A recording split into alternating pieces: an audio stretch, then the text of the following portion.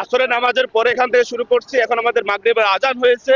আমরা যেহেতু মুসলিম, আমরা সকলে ঐক্যবদ্ধ হয়ে আমরা এই রাজপথে আমরা মাগরিবের নামাজ আদায় করেছি এবং আমরা আরো ঘন্টাখানেক মতন এখানে অবস্থান করব।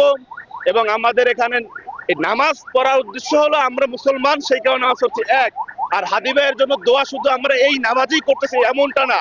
হাদি ভাইয়ের জন্য আমরা প্রতি নামাজে দোয়া করতেছি, কোরআন খতম করা হইতেছে।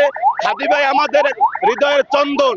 আমাদের এই হাদি ভাইয়ের জন্য আমরা যদি এক হাদি হাসপাতালে রয়েছে, কিন্তু আমরা এই যে এইখানে যারা উপস্থিত আছে এদের ভিতর থেকে হাদির অভাব নেই।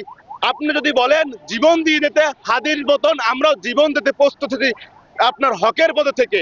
এই হাদি এমন একজন ব্যক্তি যার 5ই আগস্টের পর থেকে এই পর্যন্তই হাদির বিরুদ্ধে কখনো 1 টাকা চাঁদাবাজি, 1 টাকা আত্মসাৎ এরকমের কোনো ঘটনা এবং গুঞ্জন এরকম আলোচনাও হয় না। হাদি এমন একজন পার্সন, সেই মানুষটাকে নির্মমভাবে যে সন্ত্রাসীরা গুলি করেছে আমরা তার দৃষ্টান্তমূলক শাস্তি দাবি করতেছি।